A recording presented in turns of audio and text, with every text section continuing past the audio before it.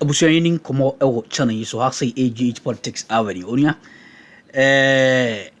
South Africa for our munuma ewo Ghana ha say awo many enya asemkotwa kra na eye Takwa Goldfields onia Lease no ewu ya na omu pe eye extension omu de krata ekoma aban no asat last year November no Obroni a odi adwuma nanim no ababonten so abekasa se susu ampade ekoso no embu o mabam kra na omu ekoso a pimaban no se ne be ya ombetimi areni omu contract de ama omu awunia Charles McCarthy ono so agemre a asem wosi wodina no atuma o kire se aban no bo no homoden pa yi pa na ade aban we be ye mena di ne hu ya pa kese se South Africa for gold mining company we watakwai umbesan ama wo mu extension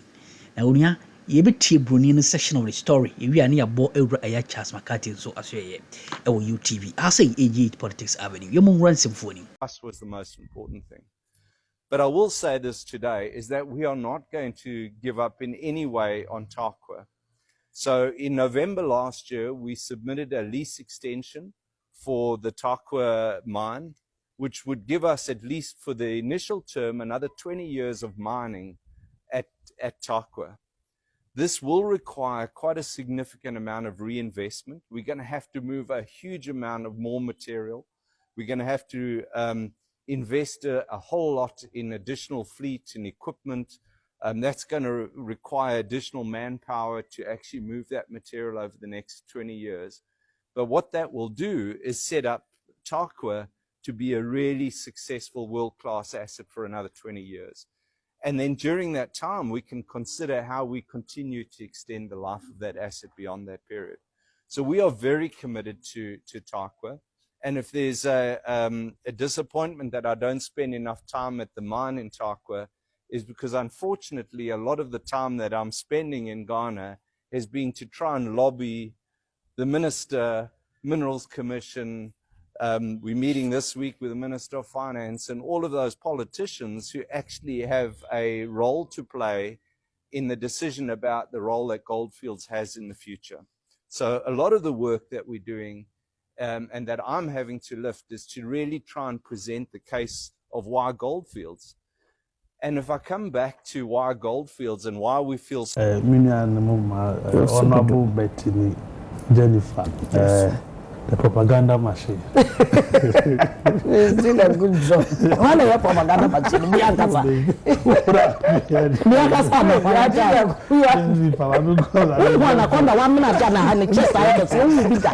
Hey, Charles. I'm in chat for Naruto, and I aim high for some more show. Alajo.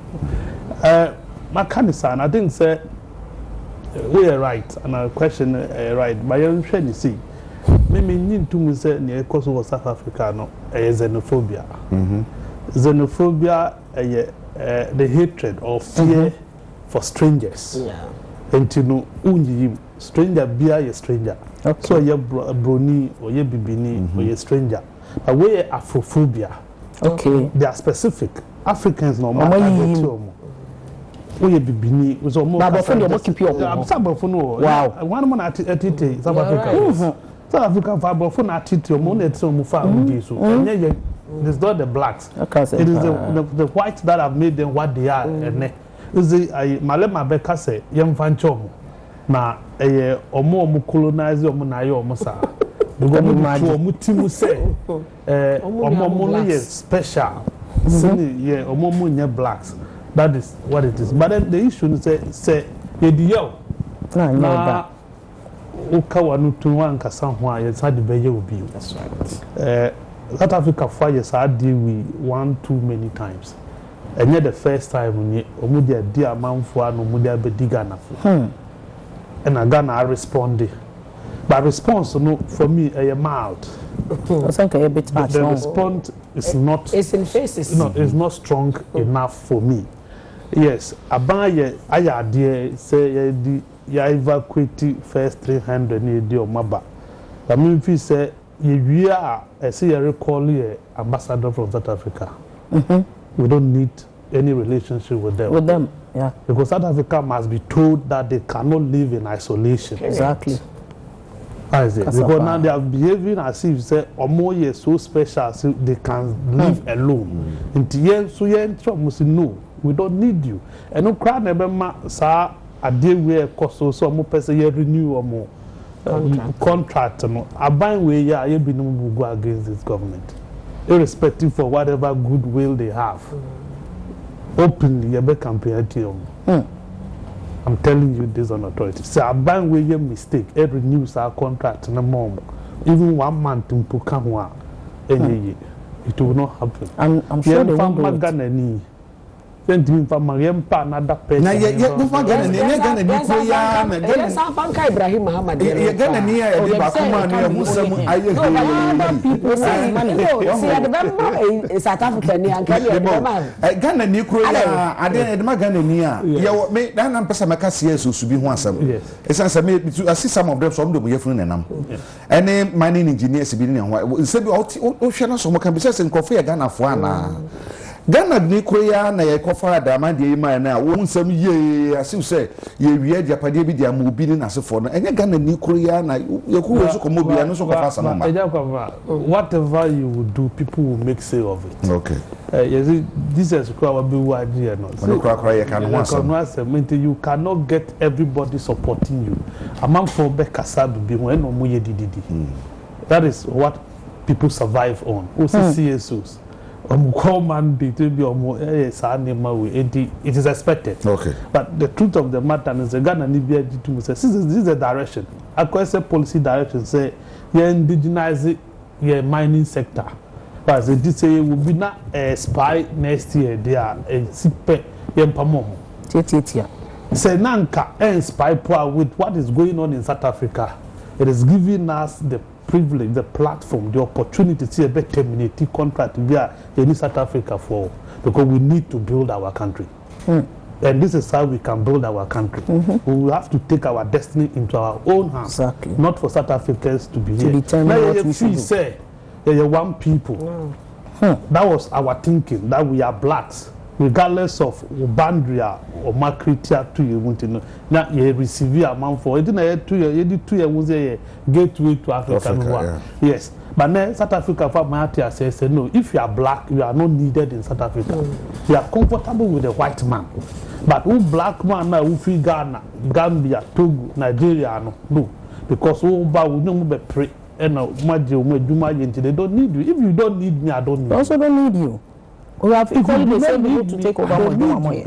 This message must go. Exactly. That one must support a black guy with what he has been doing as a foreign minister. But since I deal with, say one to me and push it. ECOWAS. I report to someone to ECOWAS. And as the AU, he's reported this matter. They were escalating. And I'm a Jacinta, a Jala, I know because I say Ghana, you're a fan of personal. Because of that complaint. You see, but I think that in all this, the president has a role to play. Of course. Our post on the government of South Africa, a common to and a man for taking laws into their own hands. That is bad. A buying or your immigration move or police move. It's a man for no dear and what do you do? So buying support to what is going on. I think the government of South Africa would have been pegged up. Yeah, by now they should have even written to Ghana to tell them that but no. Omako one to and near cost and they are pushing some negative narratives. The Nipa 300 no screening or just 10 pen and nail war document. And sadly, you got Ghana Daily Graphic say all pushing that narrative. Sad. We can't tell our own story. You verify. You verify. Daily Graphic buy. And that is sad. Very sad. The state sponsored paper.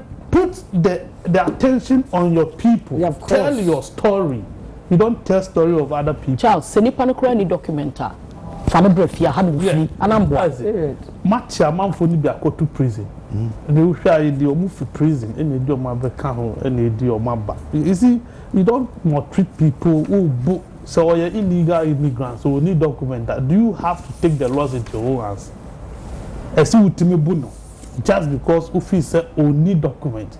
So need document I'm now now repatriated in the country. You don't go and keep these people in prison or treat them. We are one of the countries we are one people. We can't be one people. We cannot be of one continent. That a day we see Abraham say we need a borderless region. You see, in a borderless region, we should be able to travel from Ghana to wherever you want to go. We have visa, we have passport. I'll be Timiako, but it is not happening because on the ground we are talking something different. And then you see, well, Africa continental free trade. We are talking about spending one currency. This is a continent that is pushing to spend one currency. This is a continent that says that look, let's trade among ourselves. So you make to me the Migus, if you got now come Burkina Faso, for more could man in Nazivo. This is what we are doing to ourselves. When we are divided among ourselves, that is where these white people prevail. Within ourselves, we are united. Succeed. And one achieve. They are using South Africans. I'm tempted to believe that it could be sponsored because normal. So people can just get up and do this thing, and a country like South Africa, for money to do. I think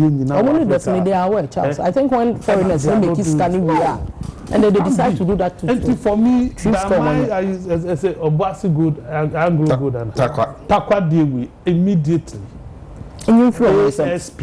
When they are DSS, Minister of Lands and Natural Resources, who focus on our termination of a contract. You don't need any negotiation. You can bring Jesus into this discussion. No, Ghanaian youth will revolt against this. We will revolt. This one will revolt against this one. So we just is it South Africa for a company Ghana. So many of them, from petty trading to retailing, hoteling, car detailing, companies there are more than 100 companies in this country owned by South Africans. You are working and making the money. At the end of the day, you repatriate the money to your country. You perceive keep it canoha. So you build your dear. You say you are building your country. Now you can also come to Ghana. Now, rand ni city and Kazanka, almost the rand, South Africa rand, any Ghanaian city, which one? And I the Bian's not Jennifer can, you quite brute South Africa Yabuche. South Africa. So it is a free country, but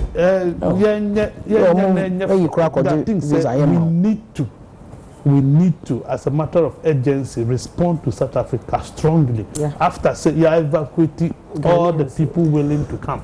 Why I didn't say, oh, man, I was trying to be too because Abani has opened the door up. Opa control within your do. Me yan say bra man for ball honum for years. On to me for bibia man mafie.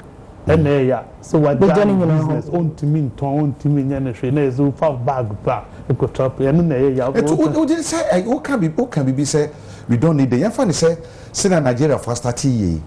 Baku bi Ethiopia ni bi na yi ni shop omuku wie na me workshop wo nyina ye fa ne say aman hodo makomako be edu e o madwene say omo recall all the ambassadors of South Africa omo business so omo ye no so omo do sato so a when you say it will affect South Africa in a way a hwe kura ne ma be say adwuma no nipa ne ye na wo so kokọ manager no go manage it as South Africa no wadwuma wonu de woni the capital so bakase bi odo be so asem ma otumi aye e affect wo mo bebre e ma na e so it's not supposed to affect, they're supposed to reset them to think.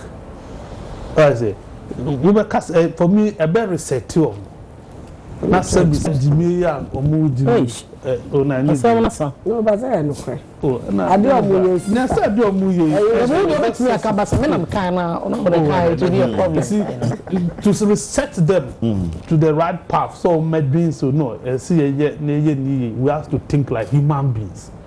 Yeah, because I'm for disassociate. You get individuals in South Africa saying that they don't support it, and that this is happening in just one area. Yes, Zulu for no area or na AC. Now they are not in support because mutukai. But for me, why the government cannot stop it? Then worry. Yes, South Africa. Yes, yeah. Ramaphosa not sure see individual be our power in your mind. If the government is willing. The South African government, I'm supposed to be willing so and commit me. But now attitude through Oshomolo, Senator, Nigeria, say, or Ramaphosa or shares or MTN. I think that if it is so, because Ghana this is no media. So South African company, I think they can go.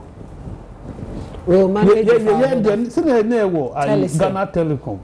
That is Vodafone have Telecom. Ni ya. That's it. Ni ya. So the akoso to see ahwe ne yenso a ebe affect amahudu ni nyina sense ebetu aka say omo business omo ye wa ha no ebi soso pa say banking sector say na ke Barclays say arabe absa ono wo matena ha che Barclays atena ha che they should go they should go local banks no we local banks and one area school if you come here money license or media money in a few ones no it will be more opportunity it's buy the Sikabwa pharmaceutical companies and they identify 1, 2, 3, 4 banks via local ones now you be upgrade now be city say in fact we need to invest in our own. For me, I believe that this is the way to go. And the money stays here. If the money stays, Beboa. What is it? Ibrahim, data cementing. You're gonna have no employment. The money will stay. Over 600. That is what we are supposed to do. In the end, encourage it, regardless of political boundaries or not.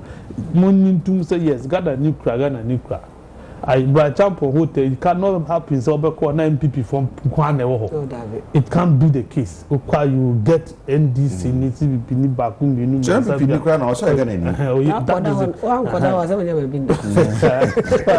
That's the issue. And for me, but now, you share critical issue. Yes, I bind the Abayabaso.